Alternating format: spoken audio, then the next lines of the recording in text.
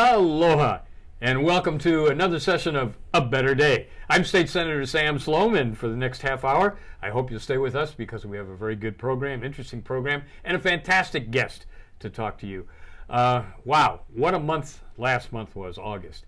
We had the hurricanes, we had the election, we had all kinds of things happen, but I guess people are still trying to get over the election and get ready for the general election in November. The first time a sitting governor was defeated in the primary, and by a resounding 62-64%.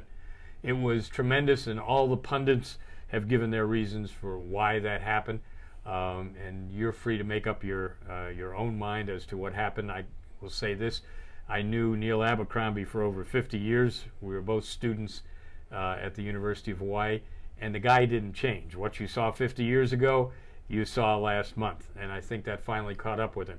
It was okay when he was 5,000 miles away in Washington, D.C., but when he was up front and close, it was kind of difficult, particularly for the organizations that brought him to the governorship 4 years earlier, and that was the unions, particularly teachers' unions, the environmentalists, and special interest groups. And a lot of people were surprised at some of the changes that he seemed to have made in terms of policy considerations. And you may remember that nearly every one of his original cabinet people left him within the first year to 2 years.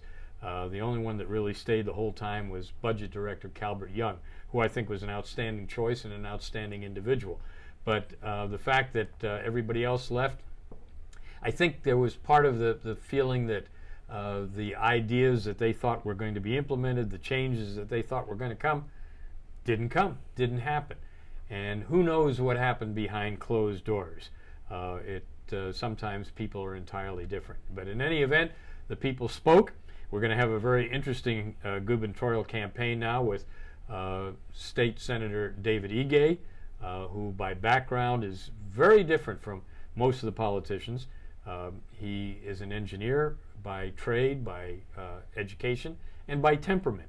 And as I said, I knew David before he entered politics. He's always been a fair-minded person. He's always been a thoughtful person. As me, the head of the Senate minority, he's always been fair, and he's a good leader in the Ways and Means Committee. So it's going to be interesting between him and former Lieutenant Governor Duke Aiona, Republican, and independent lightning rod Mufi Hanneman. My prediction: you're going to have the second Republican governor that you've had in 60 years. Duke Aiona. But we'll see. What do I know? Anyway, there were some other interesting races. A lot of people were surprised that the Senate President, Donna Mercado Kim, who's been a guest on our program before, did not really even come close to Representative Mark Takai. And Donna has said that she probably will not continue as Senate President, so there's going to be changes there. Clayton He, who is the powerful head of the Senate Judiciary and Labor Committee, is no longer going to be walking the halls of the state Senate. We're going to have a lot of new people in the state House. So it's going to be a different situation come 2015. And I think that probably is a positive thing. The negative thing is we had less than 40% turnout in the primary. Again, we continue to decline, even though we had all of those exciting races, including the contested race for U.S. Senate on the Democrat side. But people, what does it take to get people to vote? Some people thought that the passage of the legislation this past session, making instant registration a reality in the next 2 years, that's going to do it. I don't think so. We went from first in the nation in terms of being involved and having the best voter turnout to the last. Some of it is the fact that people have given up. They're frustrated. They figure their vote doesn't count. More, we saw that votes do count this time. But there's not a competitive two-party system. And that's the problem. When the Republicans dominated the territory of Hawaii for 50 years, that was one set of circumstances with little input from the public. Then since statehood, particularly 1962, 60 years of Democrat one-party rule, and all the excitement and all the infighting is within that party. It's not a competition of ideas. We don't see alternatives. We see the same old thing, but people become comfortable with that. We have a president that in 2008 campaigned on what? Hope and change. Well, we got the hope, maybe, but we haven't gotten the change. Hawaii has not changed but if it has, it's changed not for the better. We used to be a more competitive business climate. We sought out new technologies, new services, new businesses. Now we don't want them. We don't want people from the mainland. We don't want different ideas. We don't want this development, that development, or anything else. So we're gonna have to make some very crucial decisions, and we're gonna need people within our community to help make those decisions. Remember, the name of this series is A Better Day. Not a new day, not a different day, not another day, a better day, because the people of Hawaii deserve it. And we have so many good people within our community that have had good ideas, but they can't get elected to public office. And so their ideas oftentimes are put on the shelf, and we go back and we do the same old, same old, same old, like, for example, the rail using the oldest technology there is, and we're going to get into that in a few minutes with our guest. So that brings me to the point of introducing someone that many of you know, many of you admire and respect as I do. He ran for mayor twice. He is an engineer by background. He has and continues to have really good ideas that will help our community. He is a professor of engineering at the University of Hawaii, and he's Dr. Panos Prevedouros. Hi, Panos. Welcome. Hi, Sam. Aloha. Very good to be here. Thank you for taking some time out from your busy university You schedule. bet. You have any quick comments on the election or anything? Any surprises? Or No surprises. No surprises. maybe I the mean, margin of victory. Yeah, The there has trail. been some turnover. There has been. Well, the margin. I mean, I was expecting. Yes, it was very large, and the rate of participation didn't surprise me because it's in the beginning of August. Yeah. Too many people are still away. I mean, private schools haven't started, etc. So that really affected the turnout of the voters. But as far as the results, I noticed some interesting changes. There's going to be also change on the city council. So yeah, we'll see how it plays out. We'll see. Now, you have been very active in the anti-rail movement, not Sure. anti-mass transit, but anti-rail. That's right. This specific project, and you said very early on how detrimental it would be. Right. You offered alternatives and everything else. Well, here we are, building, disrupting, We are. cost overruns, and all that. So, what do Right. you feel now? So you know, as of mid-February, the final decision in the Court of Appeals was made. Essentially, all of us anti-rail lost. I was a plaintiff. It's not a pleasant situation to be in, but you know, we put our input, and the decision makers did not listen to it. Yeah. Unfortunately, the big problem that we have in this community is that we have pervasive traffic congestion. This is no secret, in addition to the bad quality of the roads. The problem is now that we need to have, particularly the new leaders that are being elected in this cycle and the next, what are they going to do about congestion? I'm going to be in the front, always making them aware that perhaps their predecessors definitely did a grave mistake. We are stuck with the rail. It is the 1% solution. Now what? And we have two-pronged now what? The rail basically only now started construction. Next year, 2015, they'll start putting on the decks. Now they're doing only the columns.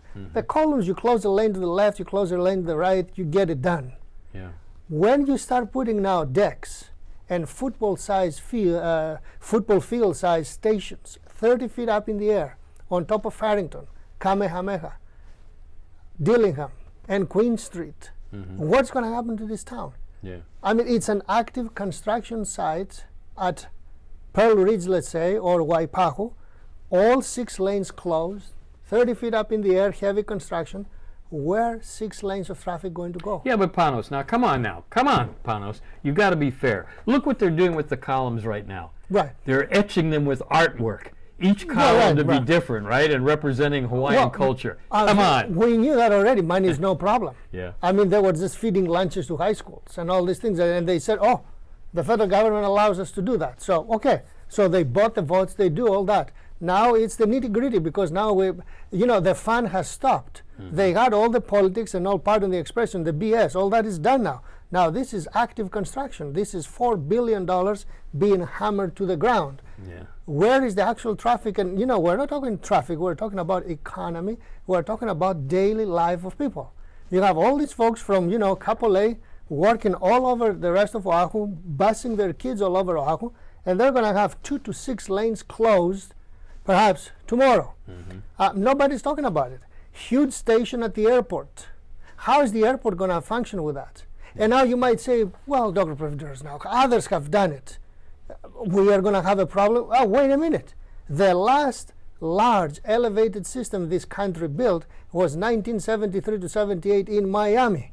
Nobody else has built a huge elevated station of heavy rail next to a busy international airport. And they have more land. Yeah. They have more land, they have freeways going through the airports and whatever. Well, you're talking about the reality setting in now. Right. It's setting in for businesses That's right. too, that are the subject of eminent domain or removal Right, and all of that. exactly. So I'm talking now, heads are going to start rolling. What you saw with Abercrombie signed the EIS. Mm-hmm. He paid the price. Murphy, steamrolled the rail. He paid the price. I That's believe his legacy. every 2 to 4 years, a lot of politicians that are pro-rail will be paying a heavy price because they may be saying that 2016 to 2019 they'll finish it. No way. If you look at their timeline they had all along, then the lawsuit and other delays stopped them for 3.5 years. We're talking to 2022. One of the sad things, though, is that, that you and Cliff Slater, Randy Roth, and others were talking about for years what was going to happen, laid it out, showed pictures, showed models and everything else. And when it happens, people, I guarantee, are going to say, why didn't somebody say something? Why didn't somebody tell me? Well, this time it'll be fine because, our time will come and say, hey, look at all these things. Yeah. Perhaps a strategic mistake we did make was that, we went the proper way through various, quiet venues to do that. Perhaps instead of filing a $500,000 or whatever it was lawsuit, we should have spent $500,000 on TV showing all these things so the broad public will begin to feel that. But what I'm talking about is one of the two prongs. The one prong is the 8 to 12 years of debilitating construction. Then what? Well, I'm asking our viewers here to go to the HART website, the official organization that is building the rail. It says that it's going to remove 40,000 trips a day from Oahu streets. You might say, my goodness, 40,000 trips, that's the solution to traffic congestion. Out of how many? 4 million. from their own numbers. Drop in the bucket. 1%. Yeah. So that's the 1% solution. Exactly. So the rail will be built in 2022, will be done, let's say, under best conditions. By then the traffic would have grown by 2%. Rail will take out 1%. So we're going to have more congestion, heavier traffic at that time. That's why I'm talking to Mr. Rigge, Mr. Iona, and everybody else, whoever is going to be the next governor, the next mayor. What is your plan for congestion? Because you wasted the $5 billion. We told you all about it. You never listened. It's there now going back and forth and spending a lot of money. But congestion is the same or worse. Now what? And it's the now what that, it's going to catch them by surprise because, what now? We have to spend another billion? Have you had a chance to talk to them as yet? One of them, the reception has been cool because, politically right now, something is being done. Even if they are, of a mind that understands things, they say, well, let's wait and see right now. There are a lot of other priorities. We have whatever, from the homeless to the retirement system to the Social Security to Obamacare and all. They are talking the political talk, dollars and cents, which is the economy and transportation and traffic and delays and wasting fuel and everything.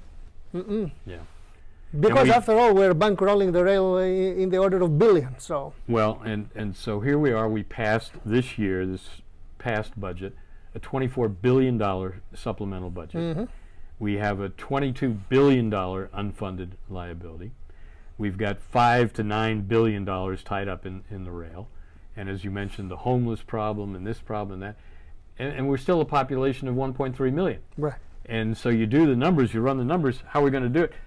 Real property taxes going up about 70%, everything going up, food and clothing and transportation, all of this. Meanwhile, the bus system, which was always touted as the best in the nation, it's been squeezed out.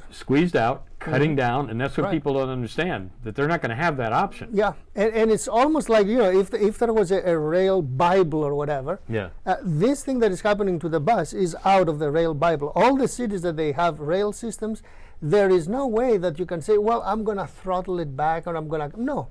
It's a rail system. Either it goes back and forth or it doesn't. It's kind of like... So it takes all the money. So what happens then? Only the bus is flexible and says, oh, this one bus to Pacific Heights used to be every half an hour. Now it's every hour. Well, every hour, it's not convenient for people anymore. I mean, we're talking about if you don't have headways of 6 to 10 minutes, then it's like you don't have the service. You know, it's kind of like people living in Hawaii and struggling. You can't downsize easily here as you can on the mainland. The mainland, okay, I'll get a smaller house. Okay, I'll move farther in the country. Okay, I'll do this, do that. You can't do that here. That's right. You're either here or you're not here. And if you're here, you don't have 2 jobs anymore. You got 3 jobs, and you've got 2 or 3 generations living under one roof, and people are struggling. I mean, that's why for years I took issue with the governor and with the majority party. They were always saying, "Oh, we've turned the corner and things are better and they're looking up." No, they're not. For some people, yes, and I congratulate them. I always like success. But there are more and more people that are struggling more than they ever had before. And this is not a place to have an economic crisis. Because unlike, say, for example, the Midwest, where people are used to hunkering down, we've become an entitlement generation. People look to the government. They don't look to themselves.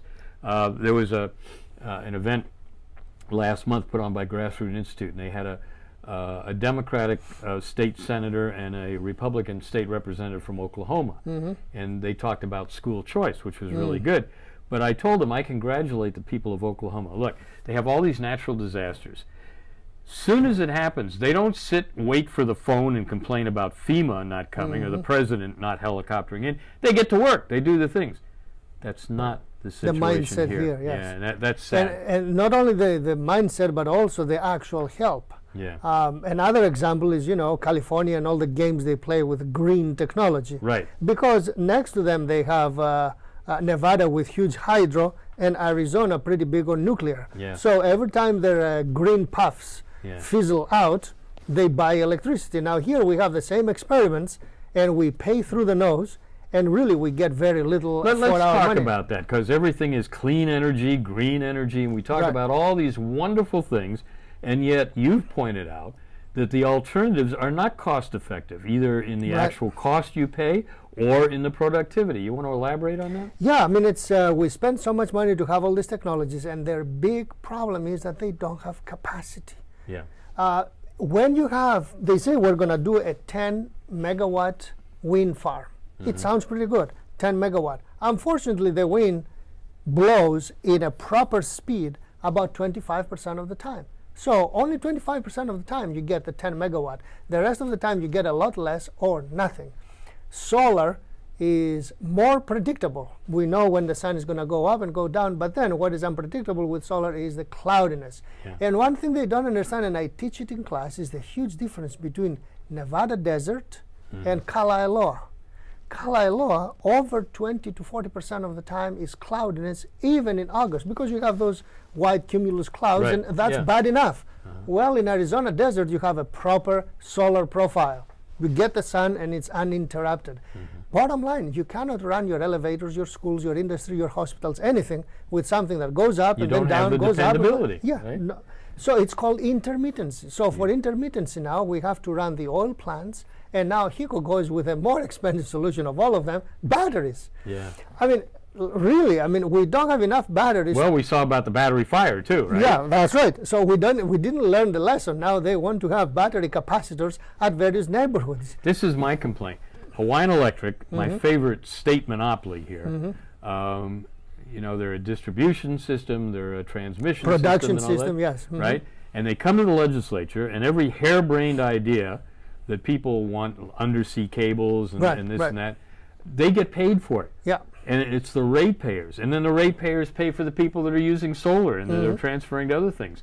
And that's why, what's our average kilowatt hour cost? Close to 40 here. It's 38 cents, but then there are connection charges and all. So it's about 40 cents per kilowatt hour. That's what I tell people to do. Look at your bill. Yeah. Look at your bill. Here's the electricity part. Right. Here's all the surcharges and everything else we're paying for. And that 40 cents, which is what, 3 times the national average or more? More than 3 times, because the national average is 11.5 cents. So at 34 cents, we would be 3 times. It's 3.3 times. And what was it 10 years ago, for example? It was only 22 cents. So we were only 200. We were still way ahead of the national average, but people don't realize that. Yes. That instead of reducing our costs and all that, we've shifted it. So yeah, maybe we're not paying as much for oil, imported petroleum, but now it's an electricity, and it gets everybody. Yes. And so for all of us that tell our kids, turn out the lights, turn off the computer, it doesn't matter. Right. Because it's not the electricity usage, it's all these other charges. And the very bad thing is that, supposedly we're doing the clean thing, and we are not.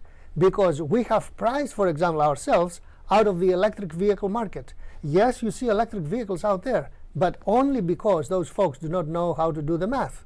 And they can email me at the UH or call me, and I will send you to the website by UC Davis, where they have, by zip code, you can compare whether a regular car or hybrid car or an electric car is better for you. And if you compare your electric car with a hybrid car or a regular car in California or anywhere, oh my God, the electric car is really a good decision. That's why Teslas are selling so well, right? Well, you come to Hawaii, and then it tells you. I put there a commute from Kailua all the way to Kaimuki. And I said I have 3 cars, a Toyota Corolla, a Camry Hybrid, and a Nissan Leaf. Well, you're the one that's causing the congestion. No, Get your other 2 cars off the highway. Yes, no. Let us drive, just Panos. choose. So if you were in California, it tells you clearly, get the Leaf. You have a short commute, Kailua to Kaimuki, so the Leaf will do fine. Come to Hawaii, you see a lot of electric cars, but the Leaf is far more expensive to run than the Camry Hybrid. You know what I know? And the reason for that is the HECO pricing. 3.3 times it always comes above back average. to HECO. That's right. Always comes back to that monopoly. Right. And yet, HECO is very powerful down here at the state legislature. They have a lot of friends here. A lot of people go from the legislature to HECO and all that. And that's bad for business. It's bad for our business climate. Are you optimistic, though, that batteries are going to get better, more efficient? Not very much, not for the next 10 years. For 10 years. Because MIT is still talking about things that they may be scalable.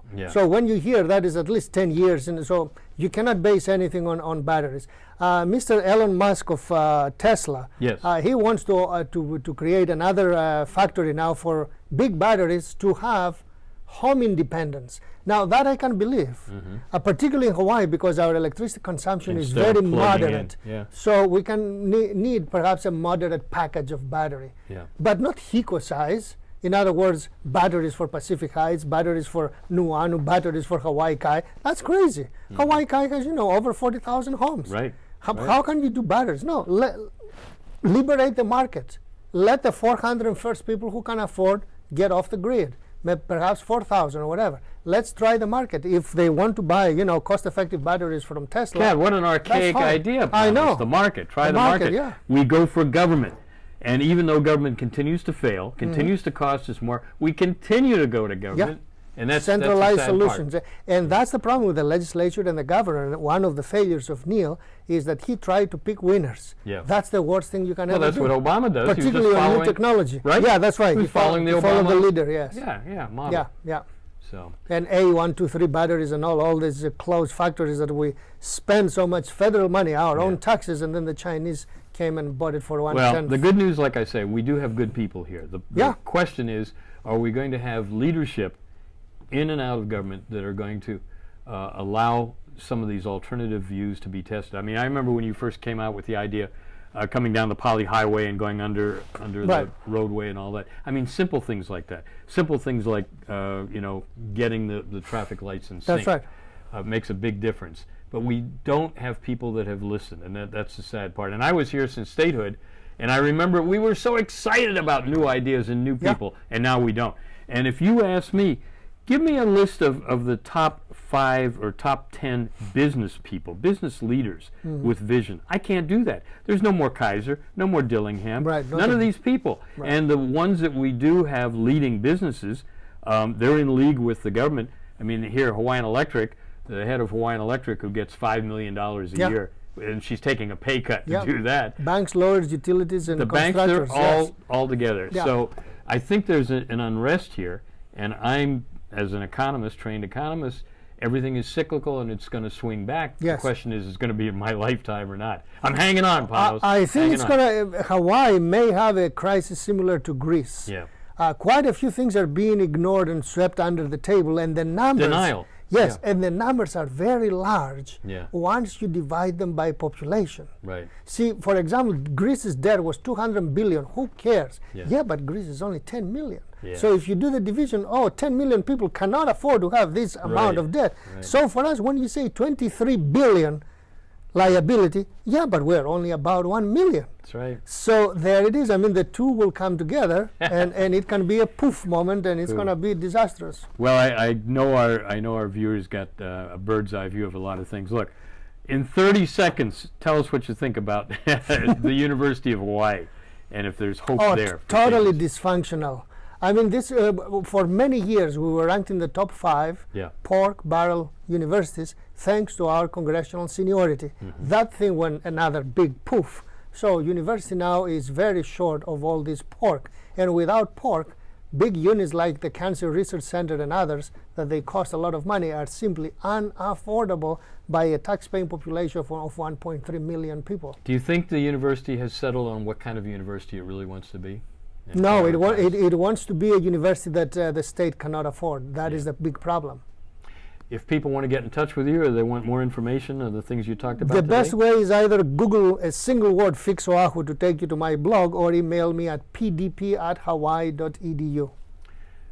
Any political plans in the future, Dr. Prevedouros? Maybe in a couple of years, but I really don't want to be elected mayor if people should elect me to build a rail. Yeah. So it's a lose-lose situation for me. Well, you could lay your body across, or one of your 3 autos. Sacrifice not that much. That's good. Well, it's been a pleasure, You Dr. bet. Prevedouros, always, and you have practical solutions, and I think that's what we need, people with practical solutions, but we need to listen to them. And as I said, sometimes it's hard for these folks to get elected, but that's what we got to do. We've got to change direction. Hawaii is worth it. You're worth it. And that's why we say we're working towards a better day. So we'll see this month. We may have a special session in the legislature. Keep tuned. If you need anything, call my office. Thank you for viewing. Aloha. Have a better day.